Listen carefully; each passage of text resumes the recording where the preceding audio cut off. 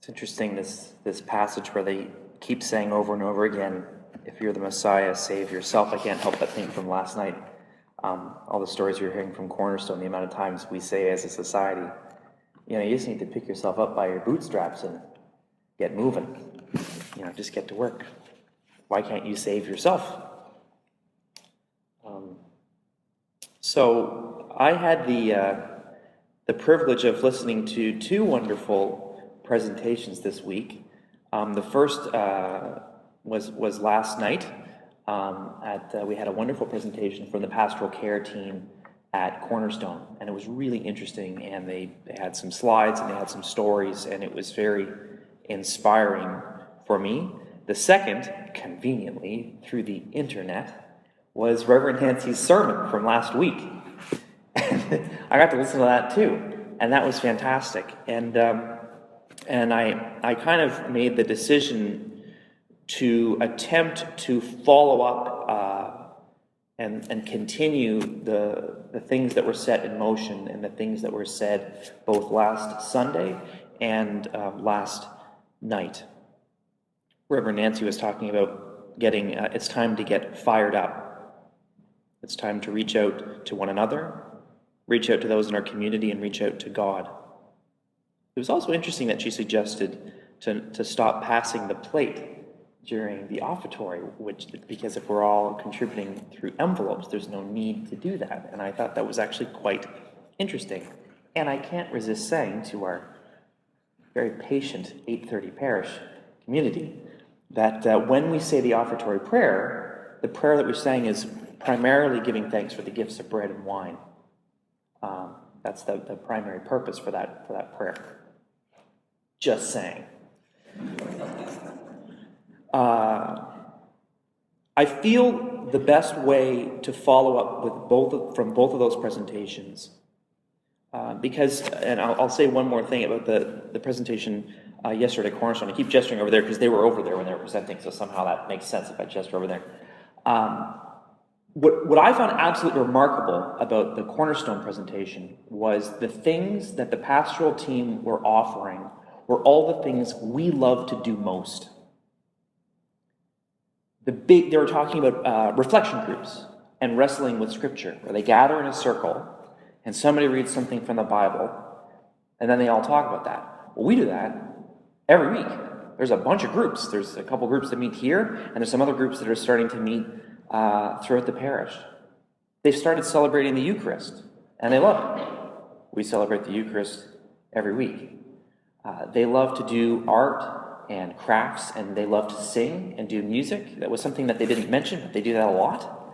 And they love to share meals together. And I was sitting there watching this, being like, okay, we're doing all that stuff.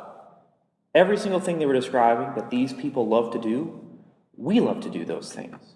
What makes Cornerstone radical is these things are being shared with people who have never in their wildest dreams thought they would be part of a community where they get to share and receive those kinds of gifts. The context shifts to somewhere new, and suddenly it's revolutionary. It's amazing to think that the stuff that we think, when we think about as a parish, what are the things that we need to do? Sometimes we look to these sort of, intense urban parish communities where they build some sort of a giant facility, like a multi-million-dollar facility. We're like, geez, I wish we could build a multi-million-dollar facility. We don't even have a basement to put people, But the reality is, the stuff that we have to offer here, the things that we love, the things that we're really good at, those are really primary gifts, things that people are desperate to have. For us to visit people who can't come here and to share a simple prayer, maybe a simple snack, a simple Eucharist, simple something. Either way, people are desperately thirsting for stuff that we love, we're really good at, and often we do all the time. The phrase that I feel sort of centers a lot of this, and I'm sure I used this in a sermon before, but I'm going to use it again, and I'll use it again in the future. So Frederick Buechner is a pastor and preacher, and he used the phrase describing vocation. What are we called to do? Who are we called to be? He said, our vocation is where our greatest joy meets the world's greatest need. And that's really at the center of all this stuff. When we're listening to people doing some radical ministry at Cornerstone, when we're listening to Reverend Nancy talking about us getting fired up and we need to get involved in the community, what that's going to look like is it's going to be things that we find deep and great joy in. And there's a lot of things that we find joy in that aren't particularly useful. Right? A lot of us might like certain television series, watching Netflix. I don't know if that's actually joy. I think it's more entertainment. But needless to say, what's that? Obsession. So, not a good example. But there are some joys that are private for us. Some relationships that aren't really, but there are other joys that we are called to share. And there are deep, deep needs out there. And what people are thirsting for is some of our great joys. And that's really the trick. The trick is figuring out how can we find a way to share the joys that we have with our community and with our world. That's the trick. That's the challenge. It's not going to look like a giant crucifixion, It's not going to be us bleeding and suffering. It's going to be us bringing joy. And it'll be a little stressful, and it will require an enormous amount of emotional energy in the same way that parents seem to expend energy they never knew they had. There's a lot of times that we, in loving relationships, expend an enormous amount of emotional energy and physical energy. It's not like it's going to be easy. But there's going to be more joy in our lives the more ways we find to share our gifts as a parish.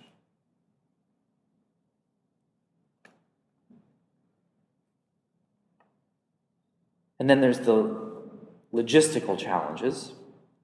One of the logistical challenges is that I'm using a lot of we statements. Our gifts, our joys. One of the challenges for us as a parish, especially as a parish that, to be honest, compared to other parishes, we're really good at, and we welcome a lot of new members. We had a lot of our new members sharing some of their gifts of making meals and organizing events, and that was fantastic. But with new members come new gifts and new joys that we have as a parish, and sometimes we're not aware of. So there's a real need for us to be very intentional about things, I'll use the word committees. We need to take these committees very seriously. It's not going to be incredibly useful for us to go off on our own as individuals throughout the week doing an individual thing, and then we come back on Sunday and tell everybody what we did. It's much more exciting for all of us to invite new people into our communities, committees, into our groups, our outreach committee, worship committee, our parish council. Have us all come together, new members and experienced members, and share common gifts together. I think it's logistically very important.